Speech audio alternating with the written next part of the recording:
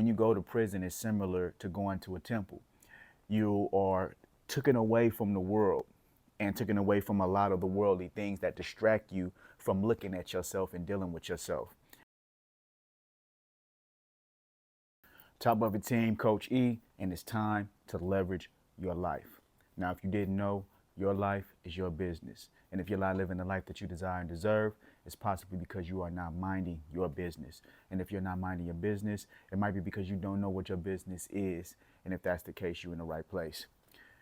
Now, when I went to prison and I ran into an OG for the first time, and he seen I was green, he seen I ain't never been, and he seen that in my eyes I really didn't belong, and I didn't. You know, I always say in California, it's easy to get in trouble and it's hard to get out, and I'm a representative of that. You know what I'm saying? I did my dirt, but it really was basically, I ain't gonna say an accident because everything happened for a reason. I had no regrets, but it really, I basically stumbled into that thing, and I was never meant to be there. But when I got there, one of the guys told me, he said, this place could be two things to you. And I talked about this in my book, Against All Odds, which is on Amazon. It could be a fool's paradise or a poor man's college. Now, me being the person that's very reflective and does a lot of self inventory, I used it as a poor man's college. It was like a temple to me. And a lot of people don't understand why a lot of people convert, black men specifically, to Islam when they go to prison, and why they convert to any kind of spiritual system when they go to prison. Because when you go to prison, it's similar to going to a temple. You are taken away from the world and taken away from a lot of the worldly things that distract you from looking at yourself and dealing with yourself. And when you begin to reflect on yourself and the things that you've done in life, you begin to do some self inventory and you start wanting to get rid of some things and you start wanting to improve on some things. So people that never read before might read, and people that never even meditated before might meditate. And it might seem fake and it might seem like they're just doing it to make themselves look good in the moment because now they're being punished. But really, in this fast life of living on the outs, you never get the time to sit down and think, especially now when your phone is a part of every aspect of your life. You never get a chance to just sit down and reflect. You know what I'm saying? So when you go to prison or when you go to jail and you have to sit, life is slowed down to a point where you can now reflect on your life. Hence the term poor man's college. Now, me being that type of person that was reflective, I read a lot of books. No, I didn't convert to any religions when I went to prison. I didn't change who I was. I always was a person who sought knowledge from wherever I can find it. So being in prison, I was able to run into some characters with some, some heavy hitters with some literature that allowed me to read. When I went to prison, that was the first time I read the Quran from front to back. I read the Message to the Black Man in America. I read a lot of African American history. I read a lot of Moorish history, and I read a lot of things that I did not get introduced to in the public school system or on the streets. So I was thankful for that, and therefore I used prison as a poor man's college. Not only was I working on my mind, but I was working on my body, and that's where I really tuned in to my physical health and fitness. I've always been physically active. I grew up in a family that always did it. I was raised up around boys, only had boy cousins, only had brothers. So I've always wrestled, worked out. It's a lot of testosterone around. But at the end of the day, when I went to prison, that's when I really took it seriously, especially when I seen how people responded to my physique and to my discipline in working out. But on the flip side, prison can be a fool's paradise. And what does that mean? That means for the foolish, it's like heaven. And that's what I'm seeing a lot on social media and in the world. I'm seeing a fool's paradise where you got people dancing, jigging. You got people, having concerts. You got people participating in social media challenges while incarcerated. Now, I'm always a person that says that we have to smile in the worst conditions. Our people are good at that. But I think we misconstrue that when we don't take into account the seriousness of our condition as well. And it's too much foolishness going on and being publicly shown. And it's like you want people to look at you and think of you as a people a certain way, but you're constantly proving them wrong by the things that you celebrate and by the things that you show. So to me, I've been seeing a lot of this foolishness, and it's making it look like prison is something that's easy to do. Now, all you're seeing is a couple of seconds, maybe a minute of entertainment, but it misconstrues the idea to the youth that this can be going on all day long. And it's not. Those are moments. And I want to talk about two moments in my life where it got real for me and I knew I was in a serious situation when I was locked up. One situation was when I was in prison in Chuckawalla Valley State Penitentiary. This prison is a 1 and 2 level prison, so it's a low level prison, but there's a lot of lifers there, a lot of people that have worked their points down, and now they can live in a dorm type environment. But there's people that's been down for 20 years, 30 years, seen a lot of things, and have a lot of programming in their mind about penitentiary. So they bring that programming to this level 2 yard where there's, minor offenders and people that will be getting out soon. Now, when I was there, just like any other prison, there's politics. And the Damu card or the blood card had a little situation with one of their members. And I could remember it clear as day, about 10 feet away from my bunk in the day room where there's tables where you could sit down and play chess, play cards, and then watch the TV. One of the members, while sitting down playing chess, was basically blindsided by one of the biggest bloods on the yard. And it happened that way because he was a big dude himself. And once he hit him, dude fell to the ground, and then about 10 people pounced on him.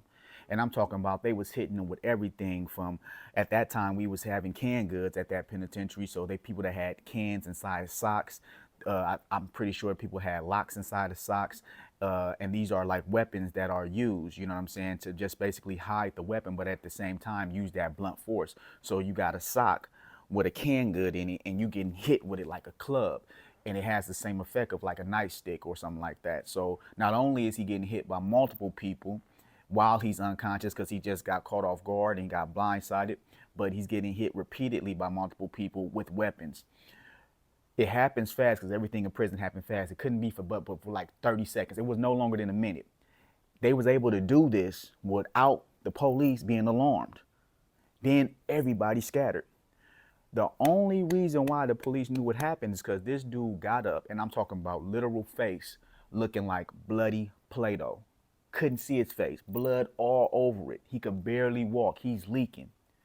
Everybody in the dorm knew they about to shut the dorm down. So people start getting to their bunks and start getting in a position because they knew once the COs, once they seen that, they were going to shut the yard down. So he's walking to his bunk, and obviously a CO sees him, and everybody down, damage done, everybody gone. They don't know what's happening, but because this was like a life-threatening situation for the inmate, they had to shut the yard down, put us on lockdown, which means because we in dorms, we on bunk status, and then do a search. Had to find out who hit them. So they searching hands, they searching for any kind of bruises or any weapons or anything like that. So we get stripped down to our boxers. We get, walked out to the yard in a single file line, and we get examined. And when I seen that and found out what happened and why he got disciplined like that, because it was a DP, it was a discipline, it kind of shook me up because I'm like, first off, the most violent thing I've seen in prison so far is by inmates against their own members. Like, I'm not talking about I'm seeing Mexicans against blacks or whites against blacks or any other race against race or enemy hoods. I'm saying the first truly crucial amount of violence I see is by a Damu from other Damus. So that fucked my head up. I'm like, shit, like, you ain't really got to be worried about other motherfuckers up in here. You really got to be worried about your own. And then when I found out what happened, it was really crucial. What had happened was the guy had made an altercation with the TV, and it had leaked over into another race. And what they were saying was that if we didn't handle our guy, or, our guy had offended somebody, that, it was going to be an all-out war. In prison, respect goes a long way. So the tiniest bit of disrespect to another race can cause a war between the races where multiple people can get hurt and killed. Because a lot of these people ain't got nothing to lose, and all they have is their respect. The silly shit that go on out on the streets that people don't take no thought to or pay attention to, it'll get you booked in the penitentiary. You know, people like, don't step on my shoes, or people talk about how, you do something, you don't say excuse me, or you cut in front of somebody. It's not really so much the act of doing it. It's more so if you do it and you don't say excuse me. So in the penitentiary, you have people with a lot of manners because they know where the lack of manners can get them. So yeah, you might cross in front of somebody, you might accidentally bump into somebody, but you immediately be like, sorry about that, bro. Excuse me, pardon me. So you immediately correct the situation. Whereas on the streets, people don't see consequences that often that severe. So instead of apologizing or instead of making amends immediately, they act like I ain't got to say nothing or I ain't got to do nothing. So it's a whole nother level of respect and it's a whole nother level of understanding when you're in that place versus being on the streets. And people not talking about that. People too busy doing social media challenges. And so there was another situation to where, I needed to clip my nails and we borrowed the nail clippers from the front desk. This time I was in Delano and I was in not dorms, but I was in cells and there was 3 tiers and I was on the bottom tier and each tier has a 2-man cell. And basically the guard will give you the clippers and then you got to give them back and then give them to somebody else or whatever the case may be. The reason why I didn't have my own stuff is because that's considered a weapon. So they're not going to allow you to own one of those. But also I was in reception. Now, when you're in reception, when you're in the penitentiary, it's a 3-month period where you're transferring from the county to going to your actual state penitentiary where you're going to do your time. So in California, when you get your time, while you're in the county fighting your case, once you get your time, then they send you to reception for about 3 months max. And then from that time, then you go to your actual housing at the penitentiary you go to. Maybe you might stay at that penitentiary, but you might be rehoused, or you might go to another penitentiary. So it's like a middle passage before you go to your permanent housing before you get released. Now, in this 3 months time period where you're in reception, you don't get no phones, you don't get no visits. And the only way you could communicate with your people is through a letter because it's reception. I don't know why this rule exists, but that's how it is. It existed when I was going to the penitentiary and I was going to jail. I don't know how it is now. So for 3 months, I couldn't talk to my wife or hear her voice. I could only communicate through letters. I could not get no visits. And this is for everybody that's in that reception period. So it's a very stressful time. And it's a time you want to hurry up and pass. And it's time that goes by real slow because you don't have none of the creature comforts of technology. And then I was in Delano on 23-1 lockdown. So I was in the cell 23 hours and I was only let out an hour to do like recreation if we got it. And we was let out to eat because they had the actual seats for a child in the middle of the facility. So they'll let us out, we'll eat, then we go back in our cells. We'll only eat breakfast and dinner outside our cells. But everything else we'll do inside our cells. So a lot of times you have to work out in your cell. You have to bathe in your cell unless they gave you showers. There was one like group shower and they will let each tier take a shower. But if something happened and or you got a certain CO that didn't like y'all or didn't care, you wouldn't get your showers. And you would have to complain, but you know how long that take. Well, what happened was when I got this clipper and I gave it back, for some reason, the clippers disappeared. Now you may be like, okay, well, no big deal. Clippers disappeared, but no, the clippers are a potential weapon, the nail clippers. So they had to shut the whole operation down, the whole program down, because we needed to find these nail clippers. Now, mind you, I was the last one that had them. So all eyes is on me to see like, okay, well, what you do with them. Now me, I know I gave them back, but ain't nobody trying to hear that. They program taken away right now. And right now, you was the last one that had them.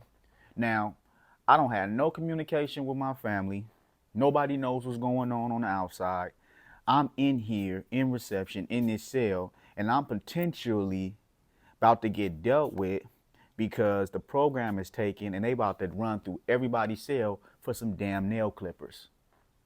This is how serious shit get in prison. And this is the shit that they don't talk about.